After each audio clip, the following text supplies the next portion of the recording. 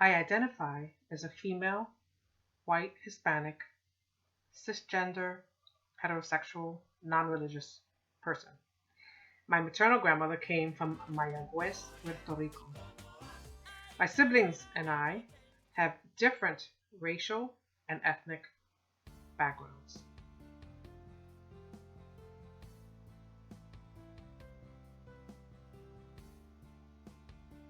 The first identity category I remember thinking about was social class. We grew up poor. We had to move several times within New York City due to my mom's inability to pay rent. I remember being hungry and having no electricity. I did not realize how poor we were until my sisters and I were sent to stay for a few weeks during the summer with white families in other states through the Fresh Air Fund. This was a drastic change from our life. Everything seemed cleaner and brighter and better.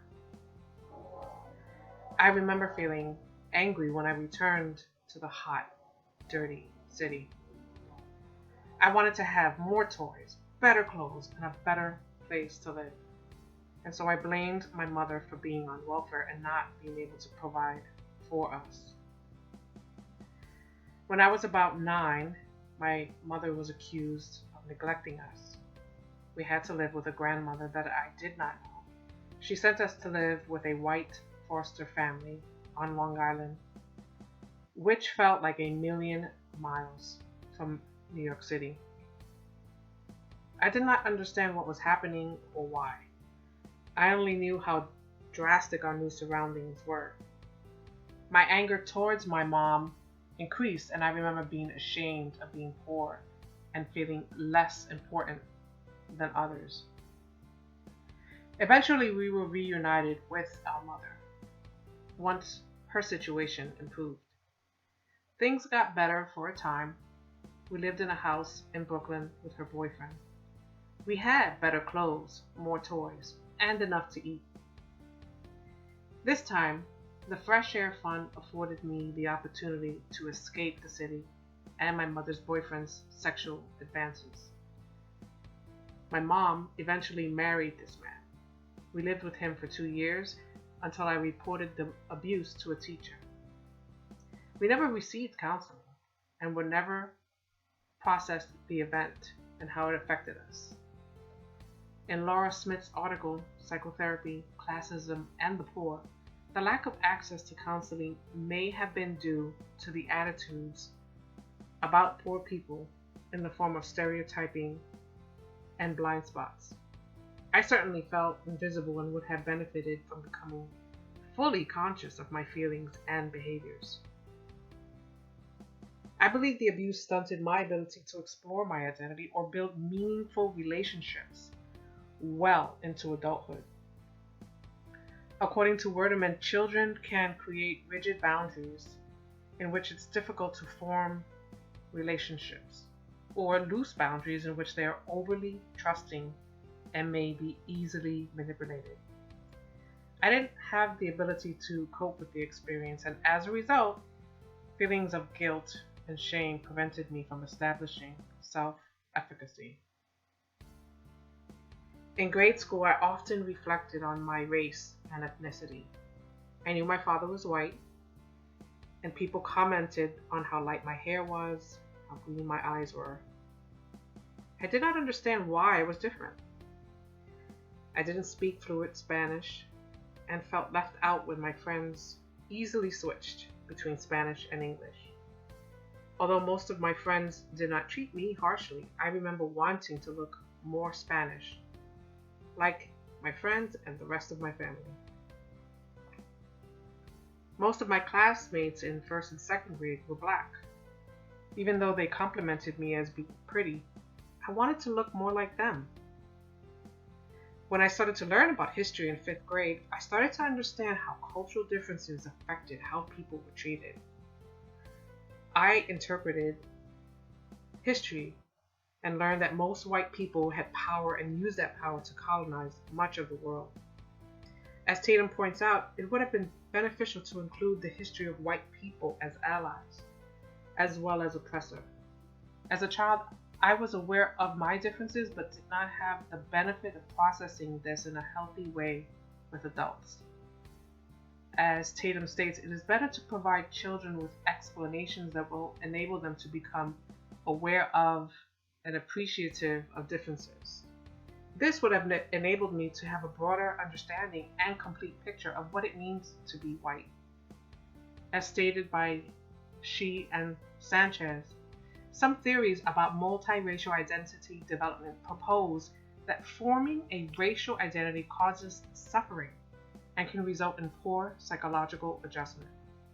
I believe these theories are too simplistic because a multiracial person's intersecting identities and experiences may provide them with the tools to become resilient and self-aware. I plan on continuing to explore multiracial theories in order to gain more self-awareness and skills needed to counsel multiracial clients. Prior to visiting the Fresh Air families, I had never attended a church outside of Easter or Christmas. My mom is not religious and had strong beliefs about the hypocrisy of religious people. I did not really understand religion or the concept of God. At the age of 13, I hung out with friends who introduced me to Catholicism, where I learned about faith and how God loves all unconditionally. For the first time in my life, I felt understood, loved, and accepted. I started attending a youth group that helped me develop confidence and pride in myself. This eventually led to being a peer counselor at a youth retreat center. I encountered teens that were dealing with racism, sexism, homophobia. The connections I made with the youth created a sense of empathy for myself and others. Over time, I began to question the validity of absolute truths espoused by many religions. Currently, I identify as agnostic because I see the value in many religions and do not believe in one explanation for a creator. As a counselor, I will need to consistently be aware of my unconscious reaction to my clients' religious and spiritual beliefs. I appreciate Comaz Diaz stating that counselors can be vessels of healing energy for clients. I will help clients integrate their specific religious practices with counseling strategies. I often felt unsafe around males as a young girl due to abuse and various examples of dysfunctional and violent relationships. Even though I was not comfortable around men, I was never meek or passive. My mom taught me to stick up for myself, and I have always spoken out for myself as well as for other men and women who are not able or willing to do so for themselves. I believe some people have attributed my outspokenness to my ethnicity and not gender. I believe that regardless of a person's gender, it is important to speak up against injustice. My worldview is not solely based on my gender. Identity has multidimensional aspects that need to be explored in order to understand my worldview and behaviors. I identify as heterosexual. As a teenager, I volunteered as a peer counselor and learned about the experiences of transgendered and homosexual youth. I am grateful that I was able to be exposed to their experiences and struggles before I encountered intolerance directed toward that community. I lacked the training then to help youth navigate oppression. My education and experience as a counselor thus far has taught me that I can focus on enhancing a client's resilience by helping them identify the strengths that they have to challenge oppression, as explained in the Singh article. It is important to also understand my own gender journey that I believe defies stereotypes and norms. I believe that gender expression is fluid.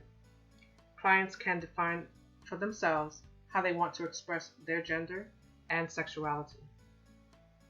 Although I am not sure if models can encompass a person's world view, I currently identify most with the Integrative Awareness Status Helms racial identity model.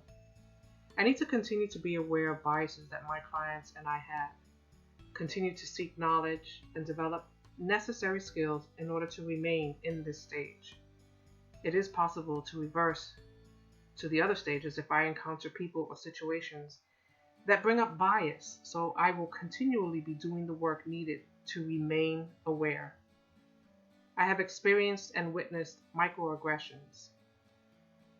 I now have an awareness of the link between racial microaggressions and mental health, which will enable me to help clients identify and address microaggressions and counter them with micro-interventions.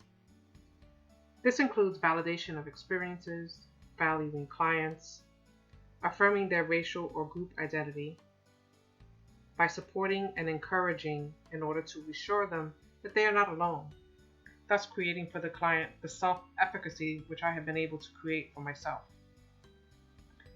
I consider my social class to be fluid. Economically, my classes range from being poor to middle class. Educationally, my class can be considered middle. I've had the benefit of living and working with people of varying levels of social class and ethnicities throughout my life. I do not want to lose sight of the challenges experienced by poor communities, so I will include classism in my multicultural work as a counselor and advocate. Finally, although a person's culture is a part of who they are, it does not tell the whole story. As beautifully shared by Adichie in her TED Talk, stories matter, and I will work on continually acknowledging for myself and my clients the varying and intersecting identities that are a part of our stories. As a culturally responsive counselor, I appreciate the multiple oppressions experienced by clients and how these will impact their identity development. As a culturally responsive counselor, I will also be involved in community organizations that promote equity.